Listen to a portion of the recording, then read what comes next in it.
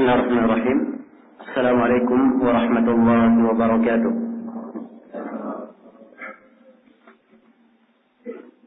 Innal hamdalillah nahmaduhu wa nasta'inuhu wa nastaghfiruh wa na'udzu billahi min shururi anfusina wa sayyiati a'malina. May yahdihillahu fala mudilla lahu wa may yudlil fala hadiya lahu.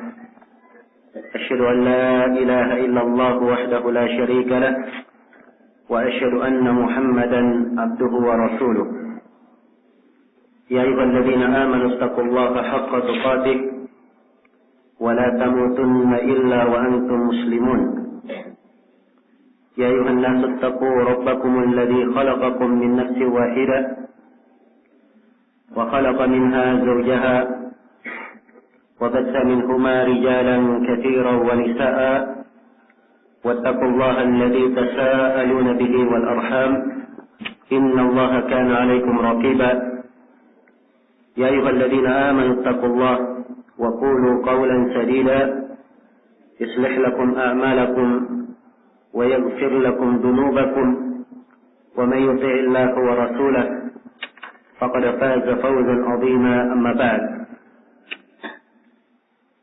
فإن أصدق الحديث كتاب الله وخير الهدي هدي محمد صلى الله عليه وعلى آله وسلم وشر الأمور محدثاتها فإن كل محدثة بدعة وكل بدعة ضلالة وكل ضلالة في النار.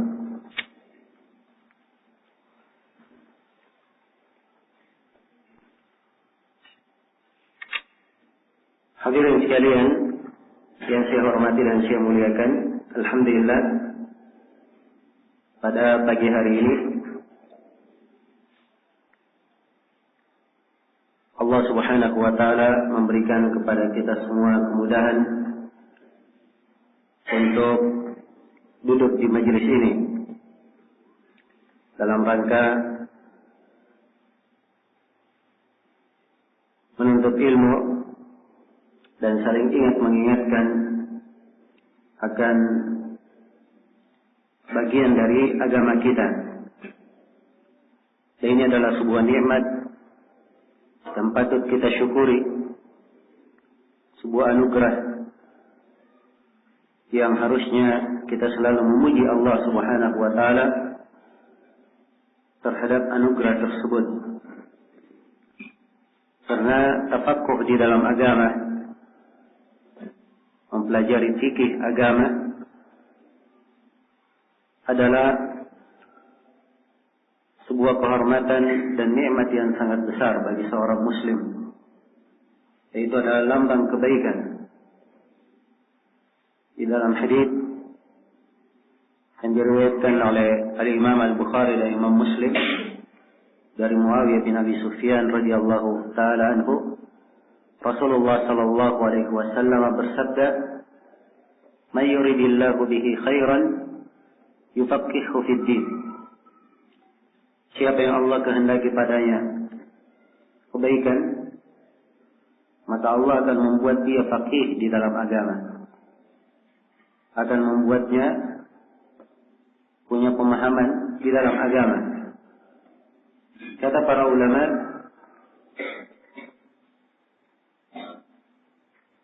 hadis ini menunjukkan bahwa siapa yang Allah Subhanahu wa taala tidak berikan kepadanya kefakihan dalam agama,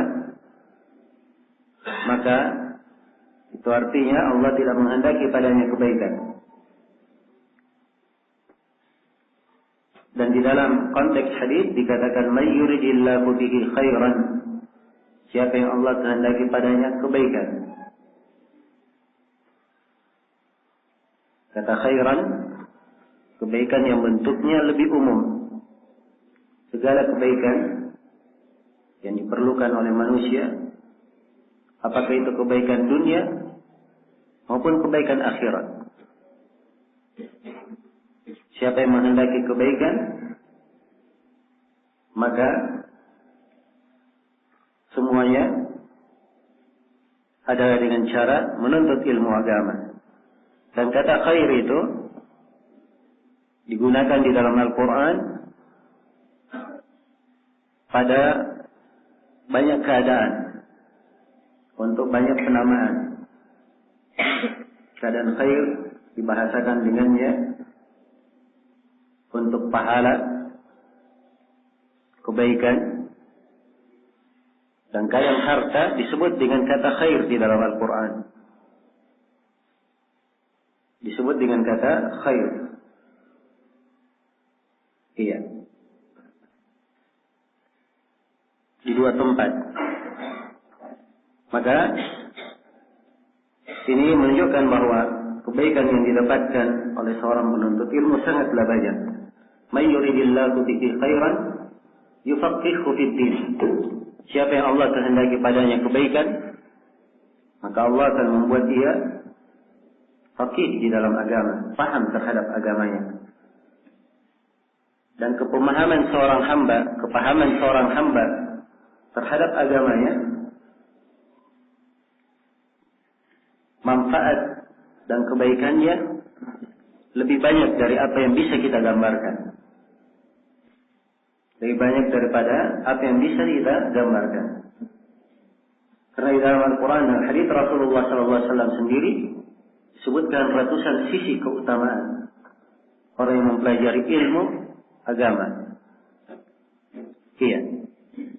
Ilmu agama itu adalah sumber ketakwaan, sumber kebahagiaan, sumber petunjuk. Ia adalah harta yang paling mahal. Dan khusus memperbandingkan antara ilmu dan harta, Ibnu Al-Qayyim di dalam kitab beliau Miftah dari Sa'adah menyebutkan puluhan sisi yang menunjukkan bahwa ilmu itu tidak bisa dinilai dengan harta apapun. Karena itu orang yang mengerti ilmu agama dengan benar, tidak mungkin dia akan tinggalkan karena harta atau dunia yang sifatnya sementara, tidak akan menyertainya di alam kubur, tidak pula menyertainya di akhirat. Dan ilmu itu disebut dengan kekuasaan, disebut dengan sultan di dalam beberapa tempat di Al-Quranul Karim. Karena dia adalah kekuasaan yang kadang lebih hebat dari kekuasaan para penguasa. Banyak dari manusia Allah jadikan sebagai pemimpin, punya bala tentara, punya kekuatan. Namun kekuasaan dan kekuatan ilmu kadang lebih hebat daripada itu. Iya. Kadang lebih hebat daripada itu. Lihatlah misalnya di dalam sejarah bagaimana kaum Khawarij mereka diperangi oleh para sahabat Rasulullah SAW.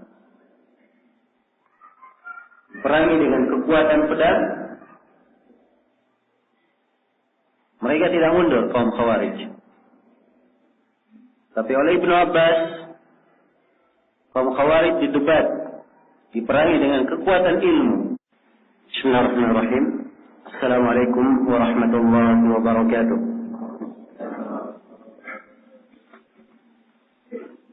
Innal hamdalillah nahmaduhu wa nasta'inuhu wa nastaghfiruh wa na'udzu billahi min shururi anfusina wa sayyiati a'malina.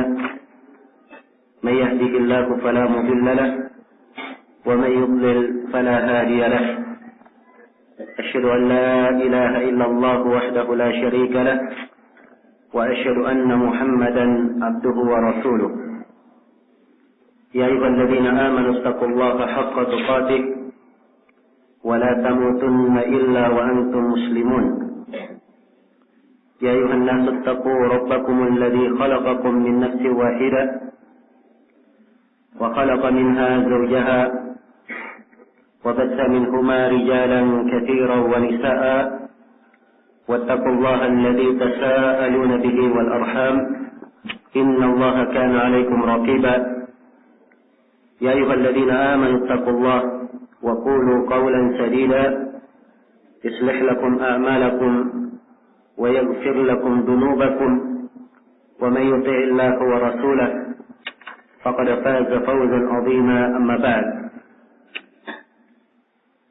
فإن أصدق الحديث كتاب الله وخير الهدي هدي محمد صلى الله عليه وعلى آله وسلم وشر الأمور محدثاتها فإن كل محدثة بدعة وكل بدعة ضلالة وكل ضلالة في النار.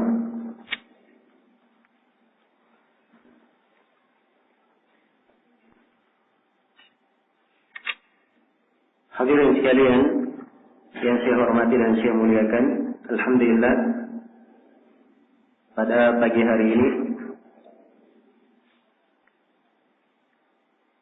Allah Subhanahu wa taala memberikan kepada kita semua kemudahan untuk duduk di majelis ini dalam rangka menuntut ilmu dan saling ingat mengingatkan akan bagian dari agama kita. Dan ini adalah sebuah nikmat yang patut kita syukuri, sebuah anugerah yang harusnya kita selalu memuji Allah Subhanahu wa taala terhadap anugerah tersebut. Karena tafaqquh di dalam agama, mempelajari fikih agama adalah sebuah kehormatan dan nikmat yang sangat besar bagi seorang muslim. Itu adalah lambang kebaikan. Di dalam hadis yang diriwayatkan oleh Al-Imam Al-Bukhari dan Imam Muslim dari Muawiyah bin Abi Sufyan radhiyallahu taala anhu, Rasulullah sallallahu alaihi wasallam bersabda, "May yuridillahu bihi khairan yufaqqihhu fid din." Siapa yang Allah kehendaki padanya kebaikan, maka Allah akan membuat dia faqih di dalam agama. Akan membuatnya punya pemahaman di dalam agama. Kata para ulama,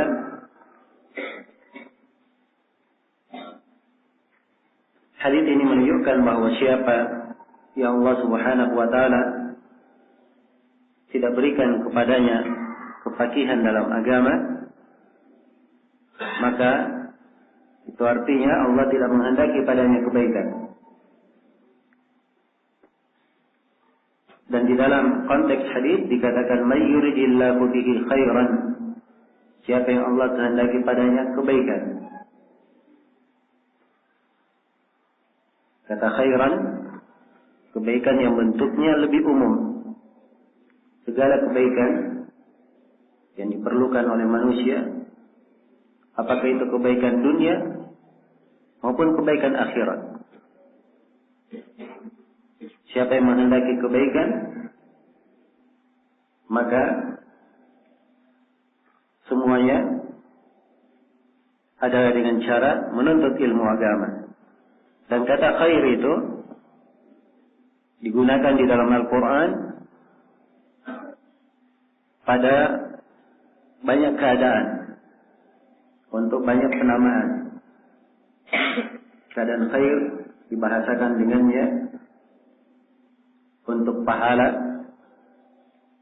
kebaikan, dan keadaan harta disebut dengan kata khair di dalam Al-Quran. Disebut dengan kata khair. Iya. Di dua tempat. Maka ini menunjukkan bahwa kebaikan yang didapatkan oleh seorang penuntut ilmu sangatlah banyak. May yuridillahu bihi khairan yufaqqihhu fid din. Siapa yang Allah kehendaki padanya kebaikan, maka Allah akan membuat dia faqih di dalam agama, paham terhadap agamanya. Dan kepahaman seorang hamba terhadap agamanya manfaat dan kebaikannya lebih banyak dari apa yang bisa kita gambarkan. Lebih banyak daripada apa yang bisa kita gambarkan. Karena di dalam Al-Quran dan hadits Rasulullah SAW sendiri disebutkan ratusan sisi keutamaan orang yang mempelajari ilmu agama. Iya. Ilmu agama itu adalah sumber ketakwaan, sumber kebahagiaan, sumber petunjuk. Ia adalah harta yang paling mahal. Dan khusus memperbandingkan antara ilmu dan harta, Ibnu Al-Qayyim di dalam kitab beliau Miftah dari Sa'adah menyebutkan puluhan sisi yang menunjukkan bahwa ilmu itu tidak bisa dinilai dengan harta apapun. Karena itu orang yang mengerti ilmu agama dengan benar, tidak mungkin dia akan tinggalkan karena harta atau dunia yang sifatnya sementara tidak akan menyertainya di alam kubur, tidak pula menyertainya di akhirat. Dan ilmu itu disebut dengan kekuasaan, disebut dengan sultan di dalam beberapa tempat di Al-Quranul Karim. Karena dia adalah kekuasaan yang kadang lebih hebat dari kekuasaan para penguasa. Banyak dari manusia Allah jadikan sebagai pemimpin, punya bala tentara, punya kekuatan. Namun kekuasaan dan kekuatan ilmu kadang lebih hebat daripada itu. Iya, kadang lebih hebat daripada itu. Lihatlah misalnya di dalam sejarah bagaimana kaum Khawarij mereka diperangi oleh para sahabat Rasulullah SAW. Perangi dengan kekuatan pedang, mereka tidak mundur kaum Khawarij. Tapi oleh Ibnu Abbas, kaum Khawarij didebat, diperangi dengan kekuatan ilmu. Oleh Ibnu Abbas sendirian, tidak ada yang menyertai beliau. Iya. Dan perhatikan, rujuk dari mereka 2.000 orang. Ibnu Abbas hanya membacakan pada mereka ayat-ayat Al-Quran dan sebagian hadis Rasulullah Sallallahu Alaihi Wasallam. Karena itulah ilmu adalah sumber kebaikan yang memperbaiki manusia pada dirinya, pada keluarganya, pada masyarakatnya, dan pada negerinya. Iya. Karena itu sebaik-baik kegiatan yang kaum muslimin menyibukkan dirinya dengan kegiatan itu adalah menuntut ilmu agama, tafakkur di dalam agama. Dan ini adalah hal yang membuat orang kafir, musuh-musuh Islam, lebih marah ketika kaum muslimin mempelajari agamanya, kembali mempelajari agamanya. Namun kapan mereka lalai dari agama, inilah yang diinginkan oleh para musuh, sehingga melemahkan kekuatan kaum muslimin. Dan fenomena inilah yang kita saksikan. Kenyataan yang menyedihkan ini yang kita lihat. Banyak dari kaum muslimin jauh dari mempelajari ilmu agama. Iya. Dan alhamdulillah pada pembahasan daurah ini insyaallah taala kita akan membahas sebuah dasar penting di dalam ilmu fikih dan ilmu usul fikih. Dan ini pembahasan sifatnya sebagai dasar yang kita akan bahas secara keseluruhan insyaallah taala. Ya, bukan di sebagian pembahasan fikih saja, tapi di seluruh bab fikih dari 100 kaidah yang disebutkan oleh Ibnu al-Mibrad rahimahullahu taala. Demikian pula kita akan membahas pelajaran ilmu usul fikih yang terdapat di dalamnya banyak manfaat dan kebaikan. Ya, bukan artinya kita mempelajari ilmu usul fikih agar kita semua ini menjadi ahli ijtihad. Tidak. Tapi paling tidak seorang mengerti kenapa para ulama berdalilkan dengan dalil dengan bentuk yang seperti itu. Bagaimana cara mereka berdalilkan. Dan paling tidak kita punya gambaran untuk banyak orang di masa ini yang sering berbicara tentang masalah agama, tapi mereka tidak berpijak di atas pijakan yang kuat. Tidak berpijak di atas dasar yang dipijak oleh para ulama. Ini maksud dan manfaat dari berbagai manfaat kita mempelajari ilmu usul fikih ini. Ya, dan tentunya ini adalah pembahasan tergolong dasar dan didorong. Fikih sebelumnya di Makassar di sini kita telah membahas kitab Ad-Durar al-Bahiyah karya Imam Asy-Syaukani, dan itu adalah dasar yang sangat indah sekali bagi siapa yang mempelajari ilmu fikih. Juga di tempat lain di Solo pernah kita bahas kitab Syekh Abdurrahman bin Nasir As-Sa'di Minhajus Salikin juga secara lengkap. Itu ringkasan fikih yang bagus. Iya. Dan sebenarnya untuk daurah yang kedua pernah tergambar saya akan membahas kitab Umdatul Fiqh karya Ibnu Qudamah. Sebab di antara ringkasan Ibnu Qudamah sangat lengkap sekali dalam pembahasannya, meluas. Iya.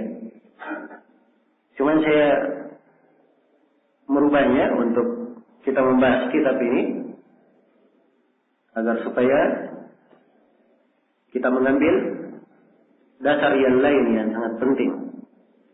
Karena pembahasan buku ini dan buku yang kita pegang sebagaimana yang telah antum miliki semua panduannya, kitab Al-Qawaid Al-Kulliyah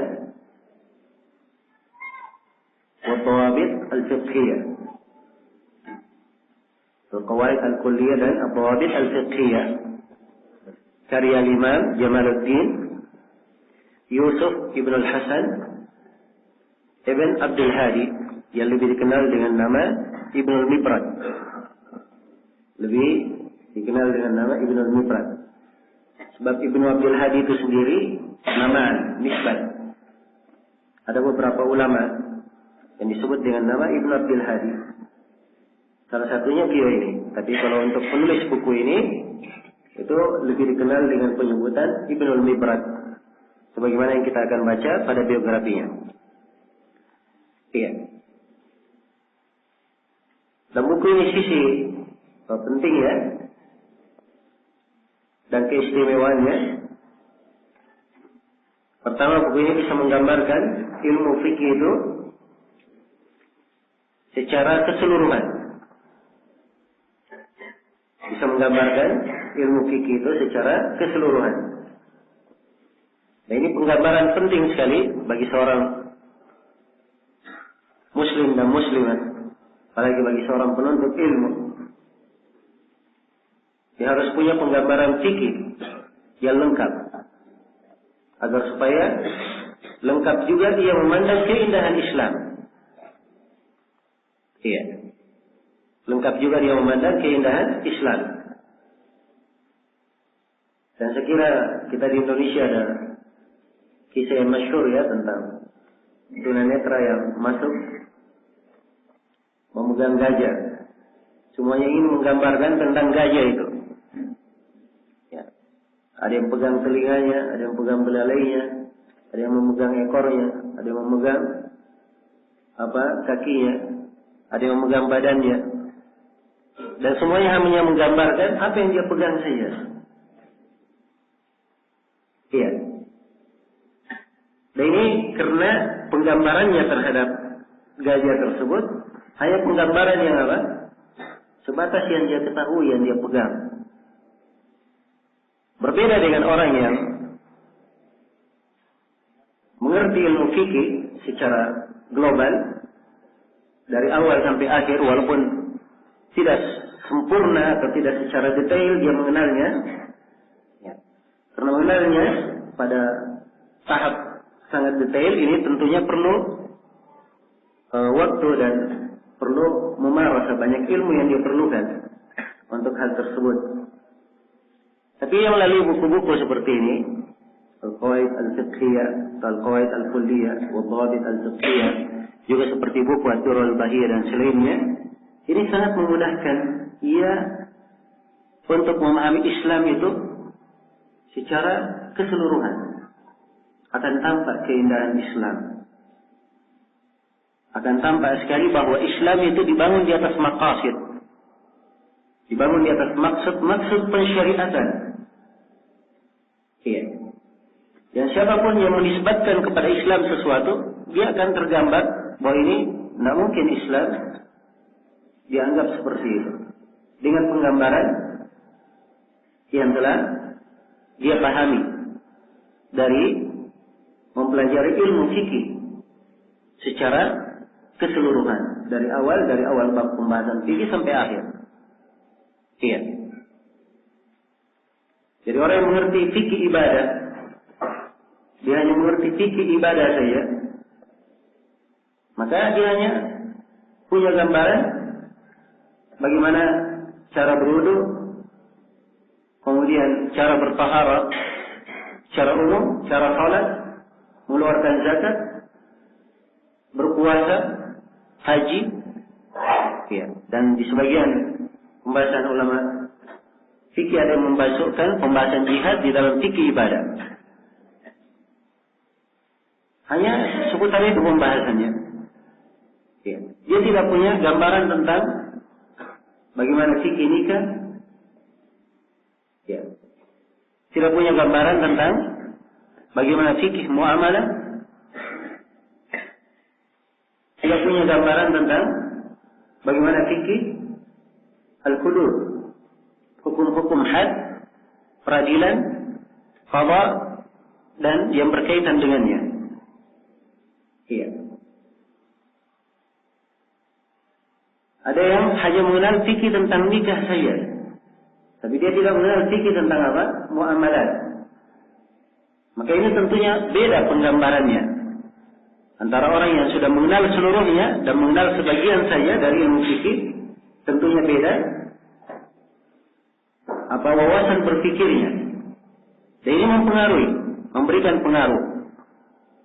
Iya, memberikan pengaruh. Seperti contoh yang sering kita jumpai, ya, di keadaan banyak dari para penuntut ilmu itu tidak bisa membedakan antara sebuah pembahasan ini sifatnya hanya sekadar penjelasan, sekadar fatwa, dan pembahasan yang sifatnya di peradilan, sifatnya pembahasan qada. Ini beda antara dua pembahasan. Dan Nabi SAW di dalam hadisnya, ada hadis beliau sifatnya fatwa dari beliau, dan ada hadis Nabi SAW sifatnya qada. Beliau menentukan keputusan sebagai posisi beliau sebagai hakim, sebagai qadhi. Iya.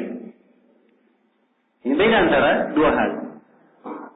Orang yang hanya bahas di pembahasan fikih ibadah saja, fikih muamalah saja, dia tidak mengerti pembahasan tentang fikih qada. Karena dia tidak membahas tentang masalah hukum-hukum serta peradilan. Jadi memberikan pengaruh di dalam cara berfikir. Dan kita melihat sejumlah kesalahan disebabkan karena cara berfikir yang kurang sempurna ini. Iya. Ini sering kita jumpai ya, sering kita jumpai. Kadang sebagian ustaz ditanya, majelis. Apa hukum orang yang bekerja di bank? Ya. Ustadznya menjawab, riba adalah apa? Haram. Dan tidak boleh kalau menolong dalam kegiatan yang haram. Diberikan dalil-dalilnya. Sudah lengkap jawabannya, dia sudah terima. Hukumnya haram, tidak boleh kalau menolong dalam apa? Hal yang haram. Kalau begitu tidak boleh kerja di tempat yang ada apa? Riba padanya. Tapi orang yang mendengar ini, setelah dia pahami jawaban, dia menerapkan kepada kawannya. Oh, ini kawan saya kerja di bank. Berarti ini adalah orang yang berbuat apa? Perbuatan yang haram.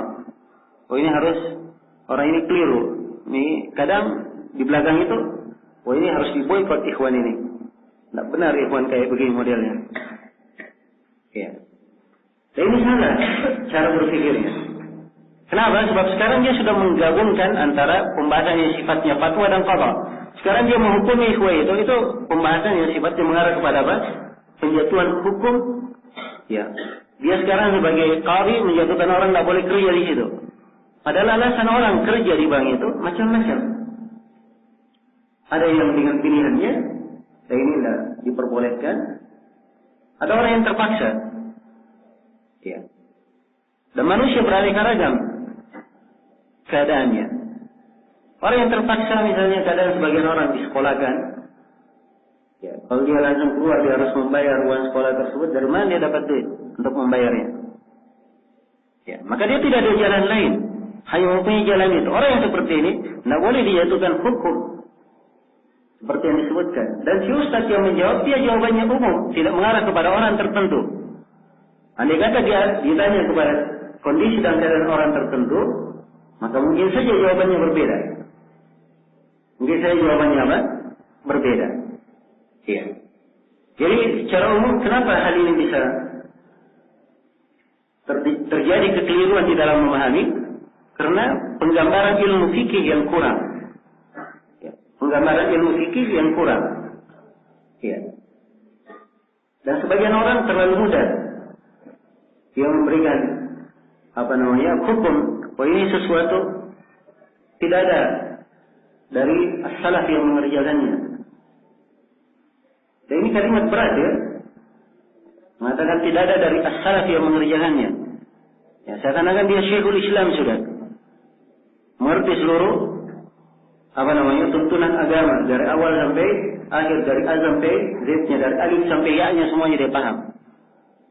Dari yang luput baginya. Iya. Jadi kalimat-kalimat yang seperti ini tidak sembarang diucapkan. Tidak sembarang diucapkan. Para ulama kita pun yang terkenal ahli fatwa dan keilmuannya, mereka bukan menggunakan bahasa yang seperti itu dengan bahasa yang semua orang memahaminya. Beliau berkata, saya tidak mengetahui ada dari as-salaf yang berucap seperti ini. Dia disebutkan sebatas pengetahuannya. Ini datang tidak ada dari as-salaf yang mengetahui mengerjakannya yang seperti itu. Ini kalimat agak berat. Ya, jelas ya? Sebab ilmu, apalagi dia berkaitan dengan fikih, banyak dari bentuk ilmu yang harus dia pelajari. Ya, pertama ilmu fikih itu ada banyak madhab yang menjelaskan. Iya. Maka paling tidak pertama dia mengenal Al-Quranul Karim merupakan sumber rujukan di dalam pemahaman fikih. Kemudian dia memahami hadis-hadis Rasulullah SAW. Dia harus punya hadis-hadis ilmam tentang hadis yang memuat hukum. Iya. Tidak cukup dia hanya mengenal Umdatul Ahkam, Bulughul Maram saja. Dia harus mengenal buku-buku yang lainnya lebih luas daripada itu, yang memuat tentang hadis-hadis hukum. Dia mengenal Muntaqal Akhbar misalnya, atau dia mengenal misalnya Al-Ahkam yang dikumpul oleh An-Nawawi. Ya. Atau dia mengenal misalnya Al-Imam karya Ibnu Daqiq Al-Eid. Buku-buku yang lebih luas daripada itu yang memuat hadis-hadis hukum. agar supaya dia mengerti sisi pendalilan para ulama itu dari mana. Walaupun ada pendapat yang lemah yang dipengaruhi oleh sebagian ulama, kita tahu dalil lemahnya yang mana. Dalil lemahnya yang mana. Jadi harus punya ilmu, punya penguasa terhadap banyak hadis. Demikian pula dia perlu menguasai pendapat para ulama di berbagai negeri. Iya. Dia harus mengerti mazhab para ulama, mazhab Hanafiyah, mazhab Malikiyah, Syafi'iyah, Hanbaliyah. Iya, ini 4 mazhab faqih. Dan ada uraian para ulama yang lain yang punya aqwal, ucapan-ucapan pembahasan fikih yang diwarisi oleh para a'immah. Banyak dinukil oleh Ibnu Al-Mundhir dalam kitab Al-Awsat atau dalam Al-Ishraf. Demikian pula ya diuraikan oleh para imam yang lainnya. Ya.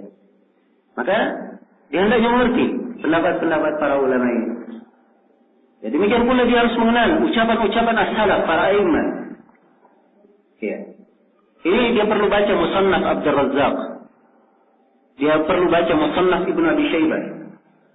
Supaya dia sendiri langsung melihat bagaimana as-salaf menyikapi pembahasan-pembahasan fikih ini secara langsung. Ya. Bagaimana mereka mengomentari masuk misalnya tentang pembahasan berwudu menggunakan air laut. Apakah ada dari as-salaf yang pernah melakukannya? Dia baca di dalam Musannaf Abdul Razzaq, Musannaf Ibnu Abi Syaibah, dia akan dapatkan riwayat-riwayat asal dari as-salaf yang berwudu dengan apa? Air laut, dan ada sebagian as-salaf yang tidak suka berwudu dengan air laut. Iya. Supaya dia mengerti orang terdahulu itu bagaimana pemahaman fikihnya. Iya. Bagaimana pemahaman fikihnya. Jelas ya? Maka ini bentuk dari ilmu diperlukan. Demikian pula sebelumnya diperlukan dia menguasai dan membaca buku-buku tentang ijma'at, buku yang memuat tentang ijma' para ulama, kesepakatan ulama. Ya, jangan sampai dia datang di akhir masa, di abad ke-14 Hijriah, dia membuat ucapan tersendiri tidak ada dari ulama kaum muslimin yang mendahulunya. Atau dia berijtihad pada sesuatu dan sesuatu itu disepakati oleh para ulama, berbeda dengan ijtihadnya. Dan ini suatu hal yang tercela dalam pembahasan apa? Memahami ilmu agama. Iya. Karena itulah perlu penggambaran yang penting atau yang menyeluruh bagi seorang penuntut ilmu terhadap ilmu fikih agar supaya ya yang memiliki wawasan berpikir yang baik dan juga ketika memandang masalah dia akan memandang masalah itu dengan pandangan sesuai dengan syariat, juga ia menempatkannya sesuai dengan apa yang diharuskan oleh syariat. Menempatkannya harus sesuai dengan syariat pula. Iya. Dan inilah pentingnya kita mempelajari ilmu fikih ini. Iya. Dan subhanallah, perhatian kaum muslimin untuk mempelajari hal ini. Kalau kita melihat ke negeri kita di Indonesia ini adalah suatu ilmu yang mungkin jarang kita melihat dari kaum muslimin perhatian untuk mempelajari ilmu fikih dari awal sampai akhir. Ya, karena itu saya sebutkan tadi bahwa keberadaan kita semua di tempat ini itu adalah anugerah dari Allah Subhanahu wa taala. Ya, semoga Allah Subhanahu wa taala memberikan taufik kepada kita semua untuk dimudahkan menyelesaikan pembahasan buku yang kita akan bahas pada hari ini. Iya. Dan di antara keistimewaan buku ini, ya, buku ini memuat pembahasan kawaid, kaidah-kaidah dan dawabit, pijakan-pijakan dalam ilmu fikih. Ya, walaupun dawabitnya lebih banyak daripada kawaidnya. Walaupun dawabitnya lebih banyak daripada kawaidnya. Nah, dan para ulama sangat perhatian sekali dalam mempelajari ilmu apa saja. Mereka sangat perhatian, memperhatikan kaidah dan dhawabit. Ya. Karena memang orang yang ingin masuk di bidang ilmu apa saja, dia harus perhatikan beberapa sudut pembahasan. Sekarang kita duduk di majelis ini, ya, yang dibicarakan oleh guru banyak, pembicaraannya banyak.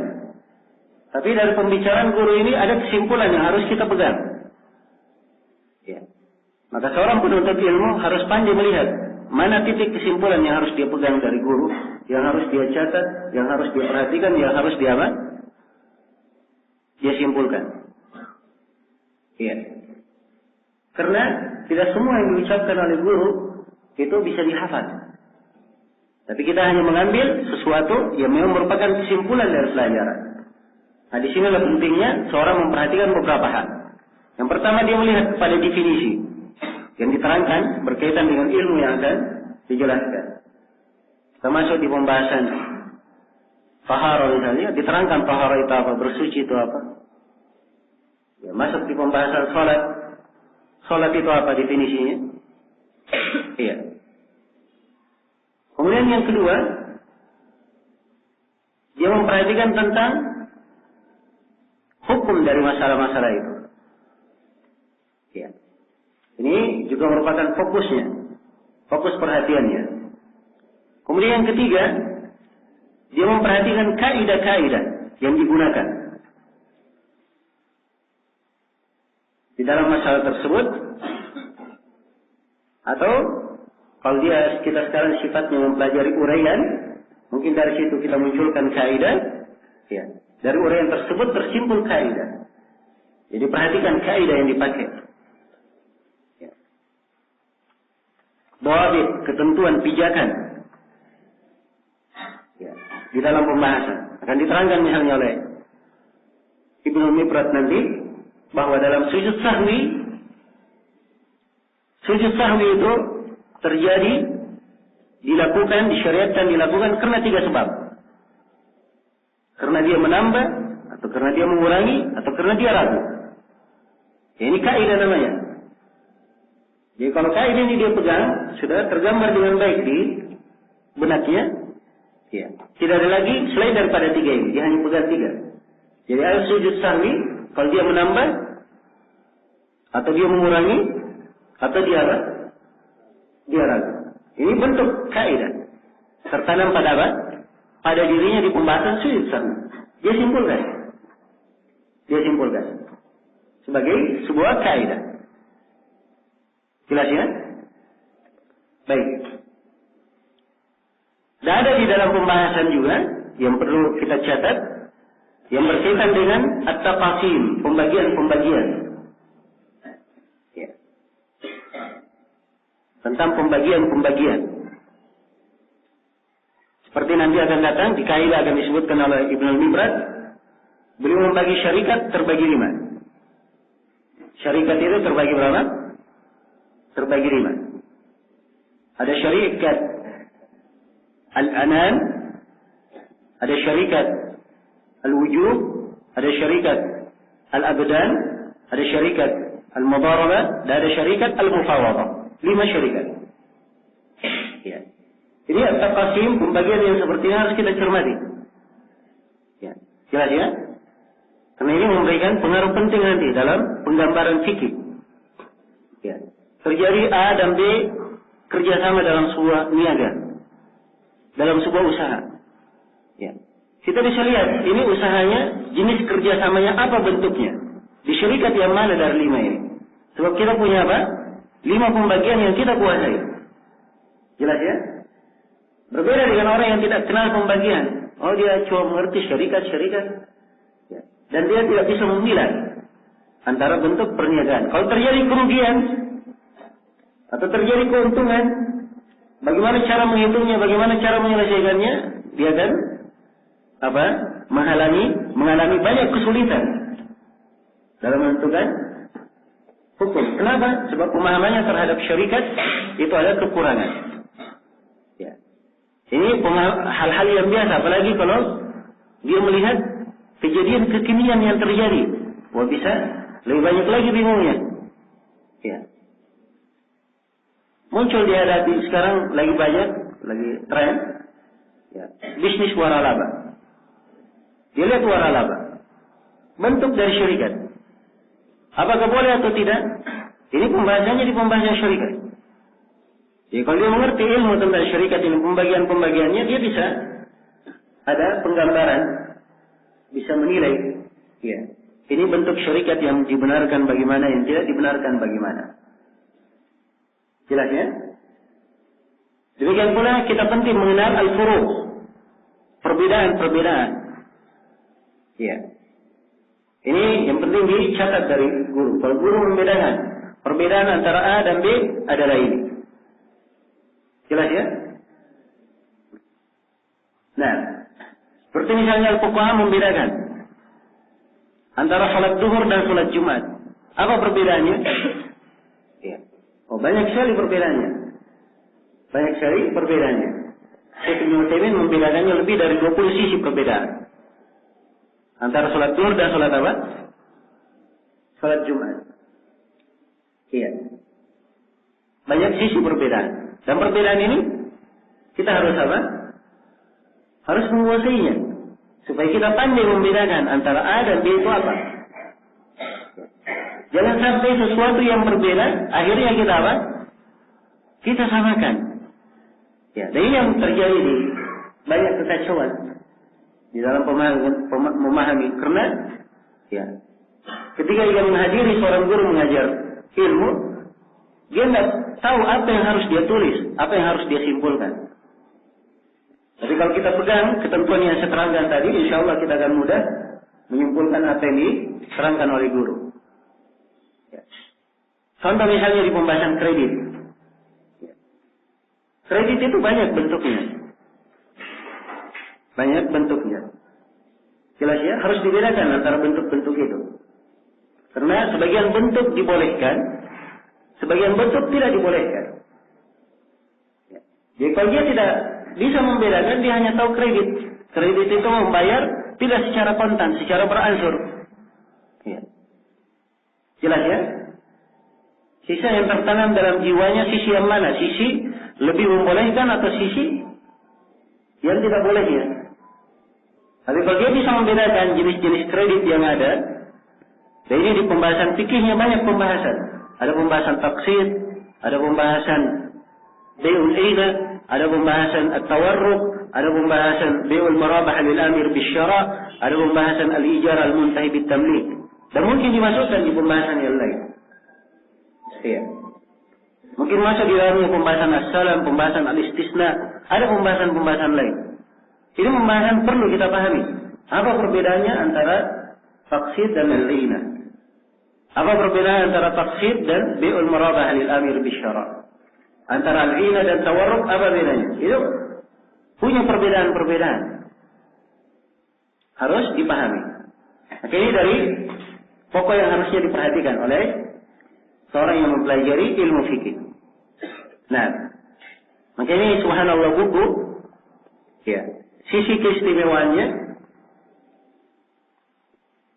penulis yang mendidik kita untuk menyimpulkan pembahasan itu dengan kesimpulan yang ringkas. Dengan kesimpulan yang ringkas. Iya. Sebab inilah yang sebenarnya yang merupakan inti dari ilmu itu. Inti dari ilmu itu. Ya.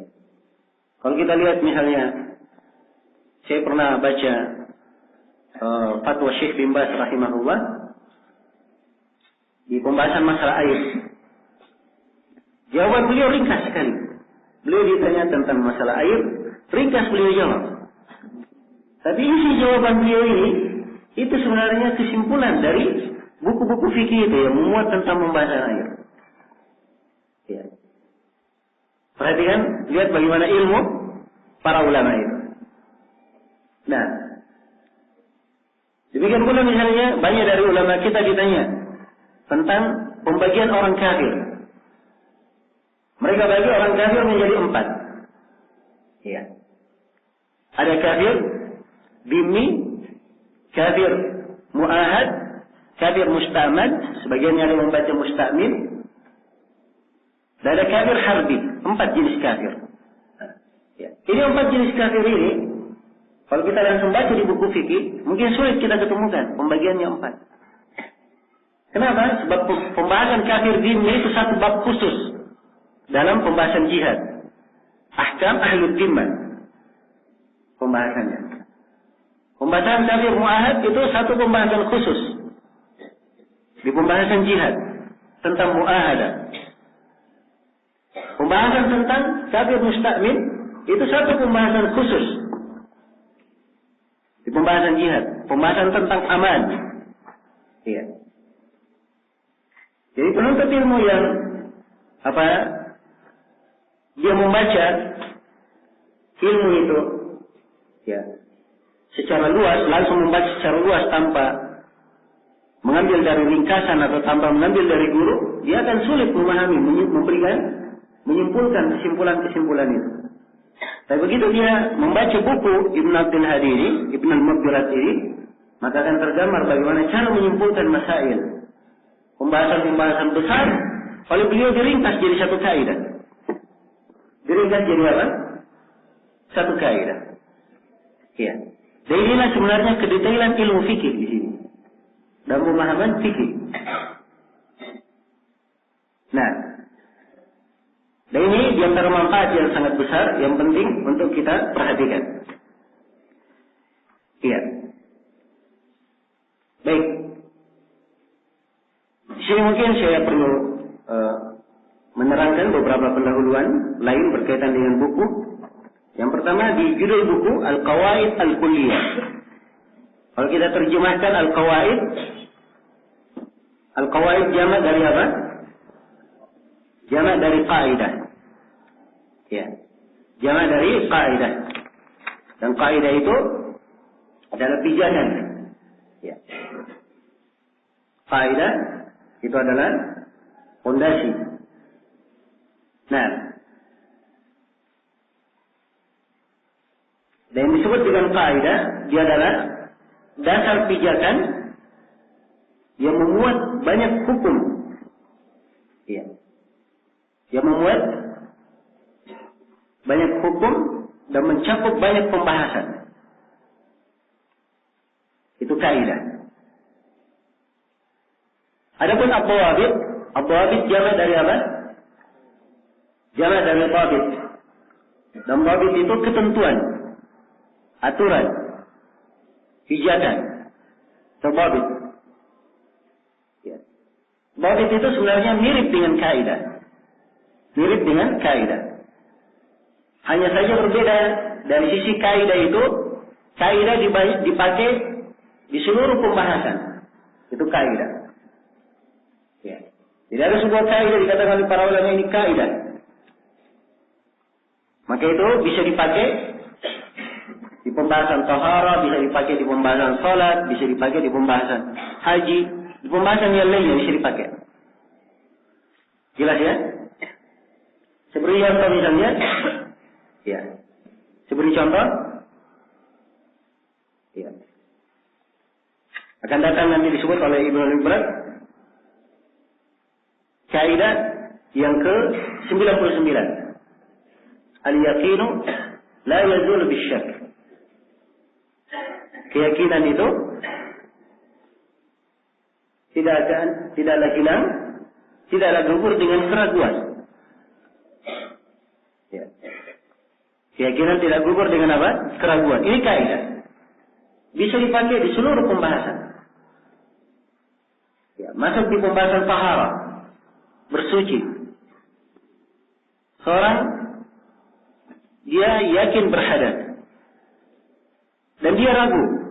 Tadi saya sudah wudu atau belum? Maka ini kaidahnya apa?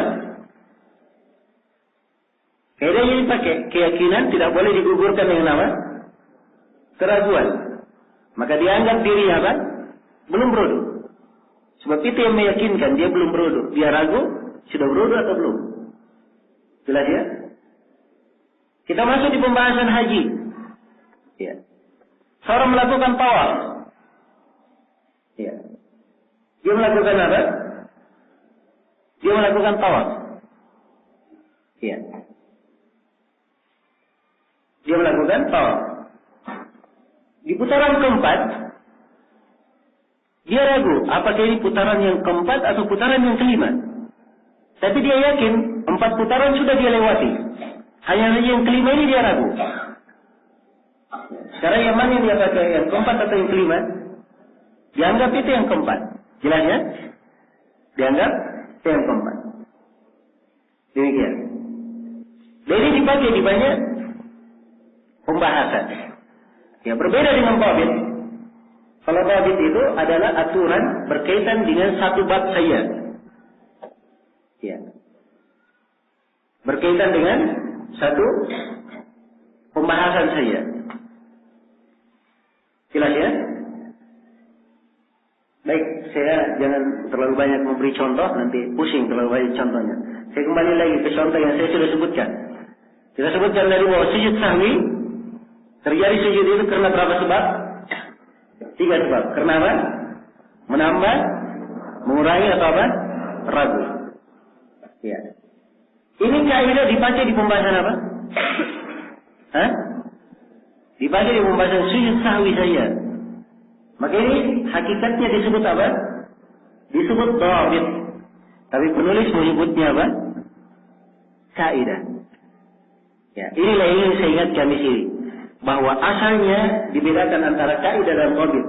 Tapi sebagian para ulama ada yang menggunakan dengan penggunaan yang sama. Ada yang menggunakan kaidah, tapi yang diinginkan dengannya dhabit. Ada yang mengatakan dhabit, tapi yang diinginkan dengannya adalah apa? Kaidah. Jadi banyak di buku para ulama. Seperti buku ini kita akan ketemukan semuanya dari kaidah yang pertama sampai kaidah yang ke-100, semuanya disebut oleh penulis dengan nama al-qaidah, kaidah semuanya. Jelas ya? Padahal dari sebagian kaidah ini, atau dari kebanyakan, bahkan kebanyakan kaidah yang disebutkan itu sebenarnya bawabit, bukan qawaid. Kalau dalam mana istilah. Iya. Dan ada buku-buku yang seperti ini. Ada buku-buku yang seperti ini. Bukan cuma penulis saja yang menulis buku seperti ini. Ya. Banyak dari para ulama menulis buku-buku yang semisal ini. Di antara buku yang paling masyhur adalah buku yang ditulis oleh Ibnu Rajab, Qawaid Ibnu Rajab. Ibnu Rajab menyebutkan 160 kaidah di dalam qawaidnya. Iya. Nah ini kitab Ibnu Rajab ini kitab yang luar biasa. Ya. Membuat para ulama setelahnya takjub. Ya. Ada yang mengatakan bahwa Ibnu Rajab katanya mengumpulkan uraian Ibnu Taimiyah yang tersebar di berbagai bukunya. Ya. Jadi mengumpulkan saja itu sudah hebat. Ya. Karena tidak semua orang bisa paham. Ya. Suatu yang tersebar dia kumpulkan, dia rapikan, itu tidak semua orang bisa paham. Tapi oleh para ulama dinilai bahwa itu adalah penilaian yang keliru, mengatakan bahwa Ibnu Rajab mengumpulkan dari Ibnu Taimiyah. Ibnu Rajab lebih daripada itu. Ya. Lebih daripada itu. Jadi subhanallah, kalau kita ingin membahas ya buku Ibnu Rajab ini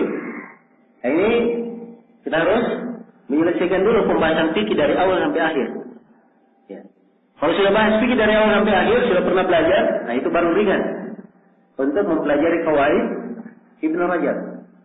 Ya. Sebab Ibnu Rajab ketika menguraikan satu kaidah, beliau bawakan tafri'at, cabang-cabang yang berkaitan dengan kaidah ini. Sebagian cabangnya ada di pembahasan taharah, sebagian cabangnya ada di pembahasan nikah, sebagian cabangnya ada di pembahasan peradilan. Ya. Jadi kalau dia tak belajar fikih dari awal sampai akhir, dia akan sulit memahami buku tersebut. Sulit memahami buku tersebut. Iya. Baik. Jadi ini kesimpulan penjelasan yang ingin saya terangkan berkaitan dengan al-qawaid. Perbedaan antara al-qawaid dan al-dawabit. Ya, jadi sekali lagi isi dari buku ini penulis rahimahullah ya, di pendahuluannya juga beliau terangkan akan menyebutkan 100 kaidah. Ya. Dan beliau sebut dengan nama kaidah. Tapi hakikatnya yang beliau terangkan ada kaidah dan ada apa? Ada dhabit. ada kaidah dan ada dhabit yang beliau uraikan. Dan simpulan yang lain yang ingin saya simpulkan bahwa penyebutan dhabit dalam buku ini itu lebih banyak daripada penyebutan apa? Penyebutan kaidah. Ya. Penyebutan dhabit lebih banyak daripada penyebutan kaidah. Baik. Kemudian di sini di pendahuluan saya perlu terangkan biografi dari penulis. Iya. Penulis buku ini nama beliau Yusuf Ibnul Hasan. Ini nama lengkapnya ya.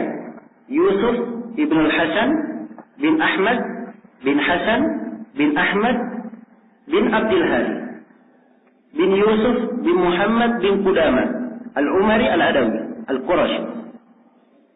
Iya. Kalau asal nisbat, kalau dikatakan Al-Umari, itu artinya dari keturunan siapa? Umar bin Khattab radhiyallahu ta'ala anhu. Ini berjalan ya.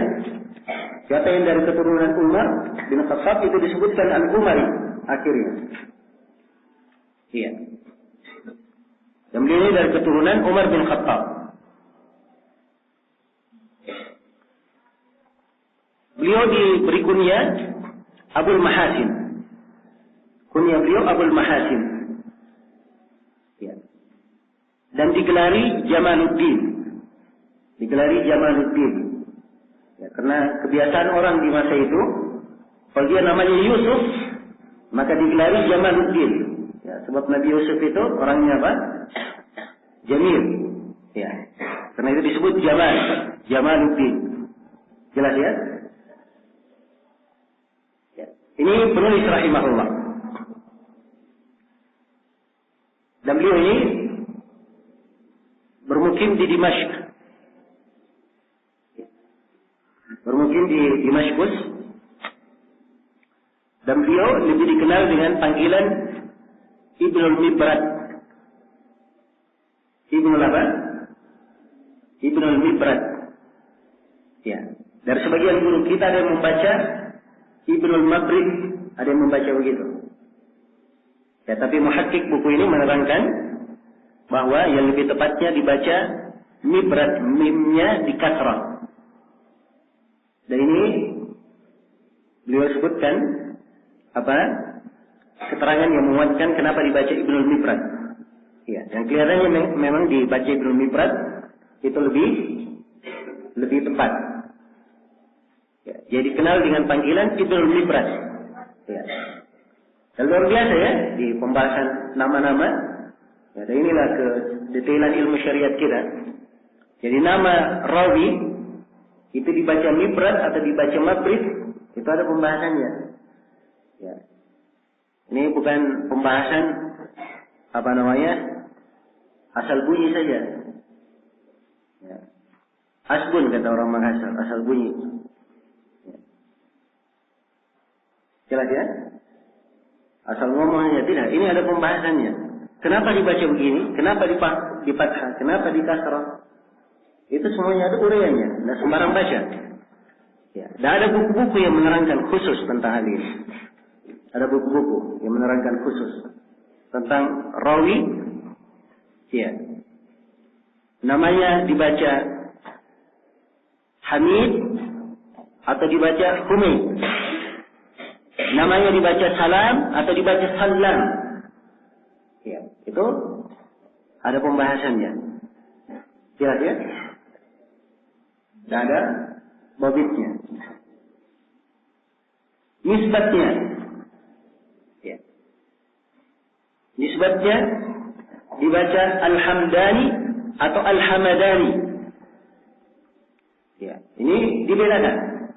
Dan ini adalah buku yang menguraikan. Jelas ya? Nah itu subhanallah pembahasan ilmu syariat kita betul-betul lengkap. Ya, orang keliru membaca saja bisa diluruskan bacanya, bisa ditahu. Ya. Dan ini sengaja saya ingatkan di sini agar supaya kita semua berbangga dengan ilmu agama kita. Tidak ada dari ilmu apapun yang ada di dunia ini yang lebih detail daripada ilmu agama kita. Dalam segala hal, di pembahasan apapun. Ya. Saya kembali kepada biografi penulis. Jadi beliau dikenal dengan panggilan siapa? Ibnu al-Mibrad. Nah, tentang tahun beliau dilahirkan, ini para ulama yang memberikan biografi ada beberapa keterangan. Ada yang mengatakan bahwa beliau dilahirkan tahun 840 Hijriah. Ya, ada yang mengatakan bahwa beliau dilahirkan tahun 841 Hijriah. Iya. Baik, nah ini perbedaan tidak terlalu jauh ya antara 840 dan 841. Ya. Tapi semuanya sepakat menyebutkan bahwa beliau meninggal tahun 909 Hijriah. Sebagaimana yang tertera di sampul buku. Nah, beliau mempunyai banyak guru. Ya. Beliau mempunyai banyak guru. Nah, sebutkan di dalam sebagian biografinya oleh An-Najm Al-Ghazzi diterangkan bahwa beliau ini membaca Al-Quran terhadap guru beliau Syekh Ahmad Al-Misri Al-Hambali. Untuk bacaan Al-Quran diambil dari guru. Sebab orang membaca Al-Quran dia bukan baca sendiri, bukan pula dia hanya belajar tajwid kemudian baca sendiri, tidak. Tapi dia perdengarkan ke guru agar supaya dibenarkan bacaannya. Dibenarkan bacaannya. Iya. Dan ini dari sunnah as-salaf dalam membaca Al-Quran. Karena para sahabat mengambil Al-Quran itu dari siapa? Dari Rasulullah SAW. Mereka mendengarkan Al-Quran kepada Rasulullah SAW. Ya. Tidak sembarang baca. Berhentinya pun tidak sembarang berhenti. Ya, ketika membaca dia berhenti di mana, itu ada ilmunya. Tidak asal napasnya mau berhenti, ya dia berhenti di situ. Tidak. Tapi dia bisa perhitungkan berhentinya tepatnya di mana. Tepatnya di mana? Iya. Jelas ya? Ini ada pembahasannya. Karena itu di banyak biografi para ulama kita diterangkan mereka membaca Al-Quran kepada guru mereka siapa. Wajamaah dan beberapa ulama yang lainnya. Kemudian kata beliau wala Syekh Muhammad wa Syekh Umar Al-Askariyaini wa Syekh Zaid Al-Habbal wa shalla bil Qur'ani 3 marrat. Dan beliau salat dengan membaca Al-Quran ini maksudnya lengkap 3 kali. 3 kali khatam. Wa qara'a al-Muqni' ala Syekh Taqiyuddin Al-Jurai. Beliau membaca Al-Muqni' karya Ibnu Qudamah. Iya, Al-Muqni' ini tingkatan kedua. Di tingkatan buku yang ditulis oleh Ibnu Qudamah. Jadi Ibnu Qudamah, ya subhanallah, ya kata para ulama, beliau menulis buku, ya kata Syuyukhina Syekh Abdul Razak Afifi rahimahullah, Ibnu Qudamah ini menulis 4 buku untuk 4 tingkatan sekolahan. Untuk tingkatan SD yang pertama, yang kedua tingkatan SMP, yang ketiga tingkatan SMA, yang keempat tingkatan kuliah. Apa yang tingkatan SD-nya? Itu Umdatul Fiqh. Ya. Tingkatan SMP-nya apa? Kitab Al-Muqni'. Tingkatan SMA-nya apa? Kitab Al-Kafi. Tingkatan kuliahnya apa? Kitab Al-Mughni. Ya. Kitab Al-Mughni. Jelas ya? Jadi ini 4 tingkatan ditulis oleh Ibnu Qudamah. Semuanya di pembahasan fikih. Semuanya di pembahasan fikih. Ya. Maka ini sudah memberikan gambaran kepada kita bahwa ilmu ini ya, ada cara di dalam mempelajarinya, bukan asal-asalan. Ada metode, ada manhajiyah yang hendaknya kita tempuh di dalam mempelajarinya. Ya. Baik. Dan subhanallah beliau membaca Al-Muqni' kepada guru beliau Taqiyuddin Al-Jurai wa Syekh Taqiyuddin Ibn Qundus wal Qadi Alauddin Al-Mardawi. Ini Al-Mardawi, penulis kitab Al-Insaf. Ya. Penulis kitab Al-Insaf. Kitab yang masyhur, yang mengumpulkan kesimpulan madhab di dalam fikih Hambali. Ya, dan buku beliau ini termasuk buku yang sangat bagus sekali. Wa hadara durusa khalaiq. Minha al-Qadhi Burhanuddin Ibn Muflih. Ya. Masya Allah. Beliau menghadiri durus sejumlah dari para ulama. Di antaranya adalah Burhanuddin Ibn Muflih. Ibn Muflih ini penulis kitab Al-Mubdi'. Ini termasuk buku di fikih Hambali juga sangat indah. Dan termasuk keistimewaan penulisnya, beliau banyak menukil dari ucapan-ucapan Ibnu Taimiyah. Rahimahullah, ikhtiarat Ibnu Taimiyah. Ada pembahasan-pembahasan indah di dalam buku Al-Mubdi' ini tidak diketemukan di tempat lain. Nah, Syekh Burhanuddin Az-Zura'i. Ini di dalam fikihnya.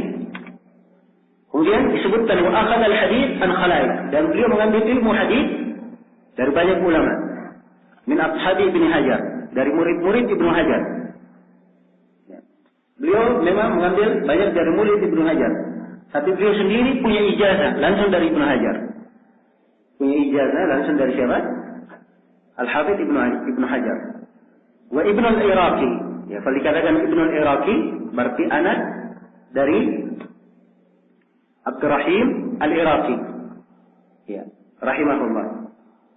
Jadi anaknya namanya Ahmad. Ya. Lebih dikenal biasanya dengan panggilan Waliyuddin al-Iraqi. Waliyuddin al-Iraqi. Nah, ini kisah ayah dan anak ini jadi pelajaran tersendiri. Sebab Al-Iraqi rahimahullah, beliau untuk anaknya Waliyuddin, beliau tuliskan buku khusus supaya dihafal oleh anaknya. Iya. Dihafal oleh anaknya. Dan buku ini kemudian disyarah oleh Al-Iraqi. Ya, disyarah oleh Al-Iraqi. Ya. Tapi beliau meninggal sebelum menyelesaikan syarahnya. Kemudian akhirnya syarah itu dilanjutkan oleh anaknya, Waliyuddin Al-Iraqi. Itulah syarah yang dicetak dalam 8 jilid, disebut dengan nama Sarhut Tasrif. Sarhut Tasrif. Syarah yang sangat indah sekali, menunjukkan keluasan ilmu. Ya, dan banyak sekali pembahasan-pembahasan yang sangat menakjubkan di buku itu. Nah, kemudian Wabnul Balisi. Disebutkan beberapa nama dan disebutkan juga nama Ibn Nasiruddin. Ini Ibn Nasiruddin Ad-Dimashqi. Ini juga dari ulama terkenal di masa itu dan beliau punya banyak buku dicetak pembahasan tentang apa? Pembahasan tentang hadis. Ibn Nasiruddin Ad-Dimashqi. Nah, kata beliau, dikatakan pula oleh Al-Kamal Al-Ghazzi, wa akhadha al-ilm an masyayikh katsiratin jiddan. Beliau mengambil ilmu dari banyak guru, banyak sekali. Qad jama'ahum fi mu'jamain kabir wa saghir. Beliau kumpulkan nama-nama gurunya dalam 2 mu'jam. Ada mu'jam kabir dan ada mu'jam saghir. Kumpulan nama-nama gurunya. Ya. Ini perbedaannya antara masa dahulu dengan masa sekarang. Ya, kalau masa dahulu, sebagian para ulama kita yang masyhur, kebanyakan dari mereka memiliki guru yang sangat banyak. Punya ma'ajim, guru tentang gurunya. Buku daftar khusus tentang nama-nama gurunya. Jelas ya? Ini baru nama gurunya dia. Ya, dia mengambil dari gurunya apa, menghadiri majelis apa, dia membaca apa, dan seterusnya. Ya. Berbeda dengan kita di masa ini. Ya. Berbeda dengan kita di masa ini. Dia punya satu guru ya, alhamdulillah. Jelas ya? Tapi di masa dahulu, subhanallah. Ini keberadaan mereka. Ya. Dan adanya perbedaan ini tentunya memberikan perbedaan pada kualitasnya. Karena itu kualitas di masa dahulu itu luar biasa, berbeda dengan kualitas di masa kita sekarang. Iya. Jelas ya? Kualitas di masa kita sekarang. Nah, maka dari sini saya ingin mengingatkan bahwa menuntut ilmu itu Itu adalah anugerah dari Allah. Hendaknya kita syukuri hal tersebut dengan lebih giat lagi. Ya, lebih banyak belajar dan menghadiri majelis-majelis ilmu, majelis-majelis para guru. Nah, dan disebutkan di sini siapa yang memberikan ijazah kepada beliau. Ya. Dan di antara hal yang indah diterangkan oleh Ibn Tulun, wa hafidhal Quran wal muqni wa prufi fil usul wa alfiyat ibn Malik. Beliau ini hafal Al-Quran. Beliau hafal kitab Al-Muqni. Jadi Al-Muqni yang dia baca kepada gurunya itu sudah dia hafal. Ya. Masya Allah ya. Al-Muqni dicetak 2 jilid ya. Beliau hafal Al-Muqni. Wat-Tufi beliau baca. Beliau hafal kitab At-Tufi dalam ilmu usul fikih. Kitab At-Tufi dikenal dengan nama Mukhtasar Ar-Rawdah. Iya, Mukhtasar Ar-Rawdah, dan disebut juga dengan nama Al-Bulbul fi Usulul Fiqh.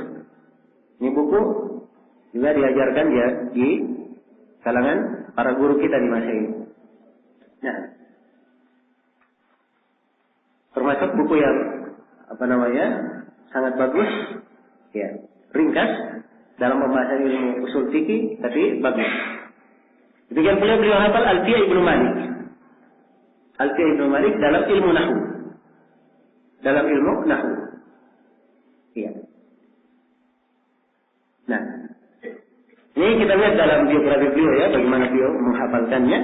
Karena seorang penuntut ilmu memang seperti itu keadaannya. Dia harus punya bekal hafalan. Iya. Bekal hafalan. Walaupun hafalan tidak cukup, harus ada pemahaman. Tapi pemahaman tanpa hafalan juga tidak terlalu banyak berguna. Iya. Karena itu para ulama anjurkan pada setiap bidang ilmu seorang itu mempunyai hafalan. Bidang ilmu apa saja. Dia punya hafalan buku yang ringkas di dalam bidang ilmu itu. Nah, ini kita saksikan hingga hari ini guru-guru kita yang merupakan panutan manusia, mereka punya hafalan di banyak bab. Ya. Maklum ya bagaimana Syekh Al-Albani, Syekh bin Baz rahimahullah, hafalan beliau, Syekh Ibn Utsaimin, sebutkan bahwa beliau hafal Zadul Mustaqni'. Beliau juga hafal Nuniyah Ibn Al-Qayyim. Ya. Ada hafalan-hafalan mereka menghafalnya dan selalu dijaga. Ya, di sebagian pelajaran Syekh Shalih Al-Fauzan, ya, pernah ada yang bertanya ya, kepada beliau tentang sebuah kalimat di matan Zadul Mustaqni'. Ya. Orang ini mengatakan mungkin begini dan mungkin begini. Kata Syekh yang saya hafal begini. Ya. Ini menunjukkan bahwa beliau ada hafalan di dalam hal tersebut. Ya. Dan ini tampak sekali hafalannya itu memberikan pengaruh. Ya. Dan kelihatan kalau mereka berbicara, ya, dasar pijakannya sangat kuat sekali. Dasar pijakannya sangat kuat. Apa yang mereka ungkapkan sangat meyakinkan. Ya. Dan ini sifat ya ahlul ilm. Dan tentu jadi masa ini kita tidak sama dengan masa dahulu. Ya, masa dahulu yang dituntut mereka menghafalnya lebih banyak. Ya. Ada menghafal sanad-sanad hadis dan seterusnya. Karena memang penting untuk menghafal sanad hadis menjaga. Tidak ada buku sulit untuk menjaganya. Ya. Kalau sekarang ini ada menghafal kutubus sittah dengan sanadnya, itu saya anggap kurang kerjaan. Ya. Sekarang ini. Atau dia mengerjakan sesuatu bukan yang afdal. Kenapa? Sebab sanad sudah terjaga di dalam buku. Ya, terpelihara. Ya, daripada dia sibuk menghafal seluruh sanad itu, mending dia hafal matan-matan yang lainnya. Jelas ya? Dia hafal matannya saja, sanadnya dia biarkan. Kalau diambil di sanad, diambil perputaran sanad saja. Diambil perputaran sanad. Ya. Misalnya disebutkan hadis. Disebutkan hadis misalnya dari jalurnya saja. Oh, ini hadis dari jalur Ma'mar dari Abdul Razzaq Ya, dari Hammam bin Munabbih, dari Abu Hurairah. Dia sebut jalurnya saja. Yang lebih daripada itu. Oh, ini hadits dari Muawiyah bin Haidah, dari ayahnya, dari kakeknya. Oh, ini hadits dari jalan Bahaz bin Hakim, ya, dari ayahnya, dari kakeknya. Oh, semisal dengan itu. Diambil jalur. Tapi kalau dia hafal seluruh sanad, ini selain dari dia perlu waktu untuk meroja, ya, juga kurang bermanfaat. Apalagi sekarang ini. Kalau kita ingin hafal semua sanad, oh, betapa banyak sanad yang kita hafal. Ya. Nah, orang misalnya diberi ijazah oleh gurunya. Ya. Sekarang ini ya, antara kita, ya, antara guru sekarang ini sampai kepada Nabi, itu belasan orang. Ya, yang paling ringkas sanadnya mungkin dia bisa dapat 19 atau 18 orang. Antara dia, antara Nabi. 18 orang dia hafal untuk satu hadis. Ini tentunya makan waktu, karena itu diambil di matanya saja. Jelas ya? Jadi ada dari ilmu, hendaknya kita perhatikan. Ada dasar. Di Al-Quran, dia hafal Al-Quran. Dia berusaha untuk menghafalkannya. Kalau dia tidak bisa mampu, tidak menghafal seluruhnya, paling tidak dia menghafal ayat-ayat yang biasa dibaca. Kalau dia berkecimpung dalam ilmu fikih, maka dia menghafal ayat-ayat yang berkaitan dengan ahkam, berkaitan dengan hukum-hukum. Sebab ayat-ayat ahkam ini ada buku-buku yang menulisnya. Ada sebagian ulama yang mengatakan ayat ahkam itu 500 ayat. Ya, jadi dia hafal yang 500 saja. Jelas ya? Kalau dia berdalilkan ayatnya bisa keluar, dia hafalkan ayatnya. Kalau dia tidak bisa hafal seluruhnya. Nah, walaupun yang benarnya bahwa ayat-ayat ahkam lebih daripada itu. Ya, sebab orang di dalam memetik hukum, ya, karena di sebagian ulama yang mengatakan tidak ada petikan hukum di situ, tapi di ulama yang lainnya dia bisa keluarkan sebuah hukum dari ayat yang dikira tidak ada petikan hukum padanya. Jelas ya? Ya. Di hadis misalnya dihafal Arba'in Nawawiyah, yang 42 hadis. Kalau dia ingin naik sedikit, hafal Umdatul Ahkam. Kalau dia ingin naik lagi, hafal Bulughul Maram. Ya. Dia ingin lebih daripada itu, ya silakan. Dia ingin menghafal Sahih Bukhari atau Sahih Muslim. Tapi kalau dia dahulukan menghafal Sahih Muslim, itu lebih bagus. Karena tartib menghafal Sahih Muslim lebih mudah daripada Sahih Al-Bukhari. Iya. Kalau dia sulit langsung menghafal dengan Sahihnya, dia ambil mukhtasarnya, ada ringkasannya. Ada ringkasan Sahih Al-Bukhari, ada ringkasan Sahih Muslim. Keduanya karya Al-Mundiri, ada karya Az-Zubayri, ada ringkasan Syekh Al-Albani untuk Sahih Al-Bukhari. Dan termasuk ringkasan yang paling bagus untuk Sahih Bukhari, ada ringkasan Syekh Sa'ad bin Nasir Asy-Syitri. Bagus sekali. Siapa yang ingin menghafal Sahih Al-Bukhari? Iya. Jelas ya? Maka dimudahkan. Siapa yang ingin menghafal, tapi diambil dari dasar. Dia masuk belajar ilmu mustalah hadis. Dia hafal dasarnya. Dia hafal Al-Baiquniyah, atau dia hafal Nukhbatul Fikr. Dia ingin lebih bagus, hafal Alfiyatul Iraqi atau Alfiyah Suyuti, tidak ada masalah. Silahkan dihafal. Iya. Dia masuk dalam ilmu fikih, dia ambil buku yang ringkas, itu dia hafal. Dia hafal Ad-Durrul Bahiyah, ya lumayan. Jelas ya? Dia ingin menghafal matan yang lain, silahkan. Ya, cuma kita di Indonesia ini biaya adalah madhab Syafi'iyah. Kalau dia hafal di madhab Syafi'i itu lebih bagus. Ya, kalau dia hafal misalnya matan Abu Syuja, bagus. Matan Abu Syuja. Ya. Nah, ini sudah apa namanya? Doro ini madhab Hambali ya yang kita baca ini. Sebab penulisnya Hambali. Sebenarnya ada buku yang mirip dengan ini di madhab Syafi'i, yaitu matan Abu Syuja. Mirip. Ya, cuman matan Abu Syuja ini perlu waktu lebih lama lagi kita membahasnya. Dan sekarang untuk buku ini kita hanya ada waktu 6 hari untuk menyelesaikan 100 kaidah. Ya, ada 6 hari ya, menyelesaikan 100 kaidah. Sebab 3 hari yang terakhir kita ingin membahas pembahasan apa? Usul fikih.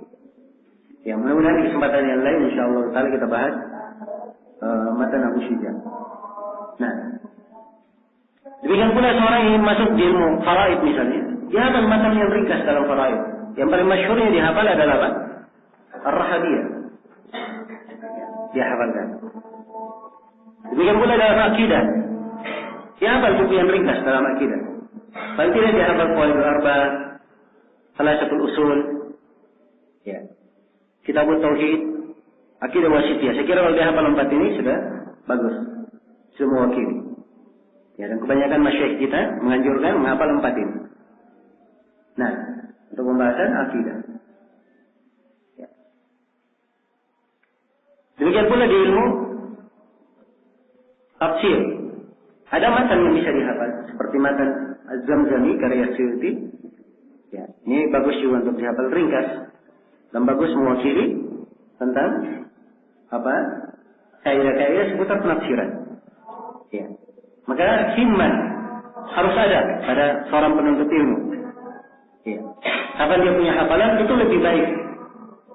Ingat dia kata lebih baik karena memang tidak diharuskan. Kalau dia tidak bisa menghafal, maka caranya adalah dia banyak mengulangi buku itu.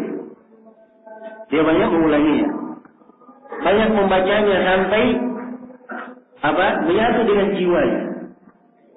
Itu caranya kalau dia tidak menghafalkannya. Al-Muzani rahimahullahu taala beliau membaca kitab Ar-Risalah dari Imam Syafi'i 500 kali. Ya. Kita satu kali saja belum pernah selesai. Ya. Beliau membaca 500 kali. Kata beliau tiap kali beliau selesai membaca kitab Ar-Risalah, ada saja faedah yang beliau dapatkan tidak beliau dapatkan di bacaan sebelumnya. Tidak beliau dapatkan di bacaan sebelumnya. Maka banyak mengulangi itu penting. Ya, karena itu di pembahasan yang telah lalu saya ingatkan. Ya, jangan seorang selesai buku, Durrul Bahiyah selesai nanti buku ini, setelah itu bukunya dibungkus baik-baik, ya, simpan di lemari, ya, jadi pusaka peninggalan. Ya, ini bukan sifat seorang penuntut ilmu, tapi dia terus mengulanginya. Ya. Dan ini kita lihat ya di kalangan ulama kita juga di masa ini yang masyhur dengan fatwa seperti Syekh bin Baz, Syekh Ibnu Utsaimin, Syekh Shalih Al-Fauzan dan selainnya, itu orang-orang yang betul-betul mungkin karena mereka membaca buku, dan terbilang berapa buku sudah yang mereka hajarkan kepada murid-muridnya. Jadi dari buku yang diajarkan ini memberikan manfaat yang sangat besar baginya, pengaruh yang sangat mendalam. Iya. Nah saya yakin banyak dari buku itu tidak dihafalkan oleh masyayikh kita. Mereka hafal dasar-dasarnya, tapi karena sangat banyaknya mereka membaca, iya, sangat banyaknya mereka membaca, maka seakan-akan dianggap oleh orang-orang beliau hafal. Pernah suatu hari ditanya ke Syekh bin Baz, katanya, wahai Syekh, apakah engkau hafal kutub sittah? Sebab Syekh rahimahullah tiap kali berdalilkan dengan hadis ini dari sahabat fulan dikeluarkan oleh fulan dan fulan, sebutkan keluarkan oleh Bukhari dan Muslim. Ini dikeluarkan oleh Imam Ahmad, Abu Dawud, At-Tirmidzi, An-Nasai. Ini dikeluarkan oleh Abu Dawud. Ya heran orang-orang lihat. Oh ini kelihatannya Syekh bin Baz hafal kutub sittah. Ketika ditanyakan kepada beliau, kata beliau saya nggak hafal. Tapi kami terlalu banyak membaca buku itu. Ya. Saking banyaknya beliau membaca, itu memberikan dasar yang beliau hafal, beliau sangat mungkin sekali menghafal Bulughul Maram. Itu hafalan luar biasa beliau di Bulughul Maram, sangat mungkin sekali. Syekh bin Baz rahimahullah. Adapun di buku yang lainnya beliau sangat banyak membacanya. Nah, maka ini dasar-dasar yang hendaknya dipegang oleh seorang penuntut ilmu dan kita hendaknya selalu memacu diri kita, ya, untuk banyak memperkuat landasan-landasan ilmu ini. Dan di sini disebutkan banyak dari biografi nama-nama guru beliau, juga disebutkan murid-murid beliau yang sangat banyak, ya, yang menunjukkan bahwa beliau ini adalah orang yang memang punya kegemaran mengajar, ya, dan menyampaikan ilmu. Dan mazhab beliau rahimahullah sebagaimana kebanyakan para ulama Hambaliyah, mereka di pembahasan fikih Hambali, tapi di pembahasan akidah mereka di atas keyakinan as-salaf. Walaupun dikritik dalam sebagian kalimat di pembahasan akidah itu biasa. Ya. Di sebagian pembahasan akidah seperti Al-Qadhi Abu Ya'la juga sebagai penulis. Dan penulis punya buku Beliau menerangkan pembahasan akidah di buku itu. Beliau punya buku judulnya Mughni Dawil Afham Anil Kutubil Katsirati fil Ahkam. Ya, ini buku beliau ringkasan fikih lengkap. Keunikannya beliau tidak hanya meringkas mazhab Hambali, bahkan beliau meringkas 4 mazhab sekaligus. Ringkasan lengkap. Ya. Karena itu beliau sebut bukunya dengan nama Mughni Dawil Afham. Hal yang mencukupi orang yang memiliki pemahaman. Ya, dari buku-buku yang sangat banyak dalam buku. Jadi kalau dia baca buku ini saja sudah cukup menurut penulis. Ya. Dan buku ini beliau sendiri mulai mensyarahnya. Dikatakan bahwa beliau mulai mensyarahnya tapi belum selesai. Itu pun yang beliau sudah selesaikan 120 jilid dalam mensyarah bukunya. Ya. Dan oleh sebagian ulama kita di masa ini, yaitu guru kami Syekh Abdul Muhsin Al-Ubaikan, beliau mensyarah buku ini dalam 7 jilid. Itu baru selesai pembahasan taharah 7 jilid. Pembahasan sholat. Baru selesai pembahasan sholat 7 jilid. Iya. Karena memang ini buku oleh penulis dibuat lengkap sekali tentang kesimpulan-kesimpulan fikih. Hanya kesimpulannya saja ya, bukan uraiannya. Dan di awal buku ini beliau terangkan beberapa pendahuluan. Salah satu pendahuluannya beliau uraikan tentang akidah yang sepatutnya diyakini. Nah, di situ beliau tulis pembahasan akidah dan tampak ya beliau ini di atas akidah as-salaf. Ya. Rahimahullah. Adapun pujian para ulama terhadap beliau sangat banyak. Ya. Pujian ulama terhadap beliau. Beliau digelari sebagai Syekh Al-Imam Al-Allamah Al-Musannif Al-Muhaddith. Ya. Dipuji oleh para ulama dengan pujian-pujian yang sangat harum. Ya, dan buku beliau sangat banyak sekali karya-karya tulis beliau. Ya. Syekh Abdul Muhsin Al-Ubaikan di dalam pendahuluan buku beliau mensyarah Mughni Dawil Afham, dan syarah beliau sebut dengan nama Ghayatul Maram. Di pendahuluan bukunya beliau sebutkan dari karya Ibnu Abdul Hadi sekitar 80 judul buku yang beliau tulis. Itu pun dari buku-buku yang beliau sebutkan di situ saya yakin tidak seluruhnya. Ya, karena saya ketemukan di internet ada manuskrip judulnya Mukhtasar Ahaditsil Ahkam.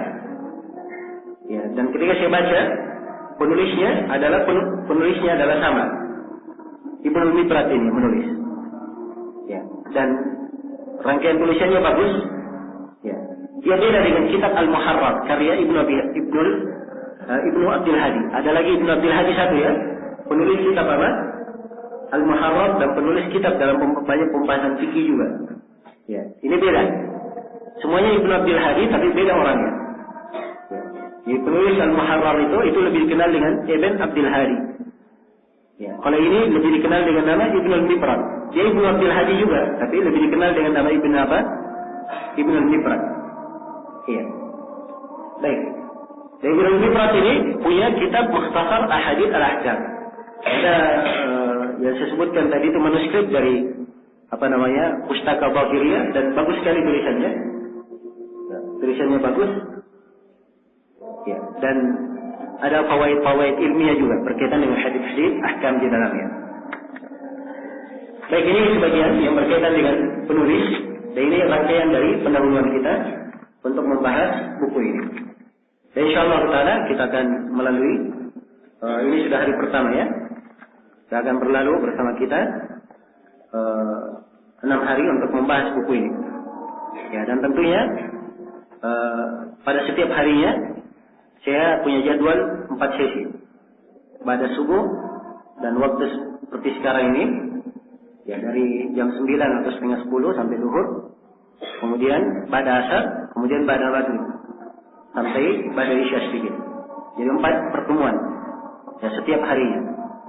Ya, maka insyaallah taala buku ini kita akan selesaikan dalam 22 kali pertemuan. Ya, jadi kalau 22 kali pertemuan Ya paling tidak dalam sehari kita harus baca 5, dalam satu kali pertemuan paling tidak kita baca berapa kaidah? 5 kaidah. Ya, tapi sebagian kaidah panjang. Ya. Sebagian kaidah panjang. Sebagian kaidah, ya mungkin kalau ada kaidah seperti itu 10 pun bisa kita baca sekaligus karena dia ringkas. Ya, kaidah yang panjang ini ya perlu yang kita uraikan, tentunya perlu waktu lebih banyak untuk menguraikannya. Ya, dan ini adalah pendahuluan dan saya akhiri dengan nasihat untuk diri saya dan seluruh ikhwah sekalian bahwa ilmu itu perlu ada kesabaran. Iya. Perlu ada kesabaran. Dan kesabaran bagi seorang penuntut ilmu itu adalah cirinya. Kata Yahya bin Abi Katsir rahimahullahu taala, la yustata'ul ilm birahatil jasad. Sesungguhnya ilmu itu tidaklah didapatkan dengan jasad yang santai. Tidak didapatkan dengan jasad yang santai. Ya, maka hari-hari yang kita hadapi ini ya memang ya hari-hari yang lama ya, apalagi banyak dari ikhwan sekalian yang hadir dari luar kota, yang meninggalkan keluarga, ya anak-anak, kesibukan, ya, dan juga menghadapi lingkungan yang baru, apalagi fasilitas seadanya, ya maka mudah-mudahan kesabaran kita di sini terhitung bagian dari amalan saleh kita di dalam menuntut ilmu dan bagian dari berkah yang menambah keindahan ilmu ini untuk kita semua. Innahu waliyyu dzalika wal qadiru alaih. Baik, sudah dekat dari waktu salat zuhur. Kita siap-siap untuk salat zuhur. Untuk sementara saya cukupkan sampai sini. Subhanakallahumma wa bihamdik, asyhadu an la ilaha illa anta, astaghfiruka wa atubu ilaik. Walhamdulillahirabbil alamin.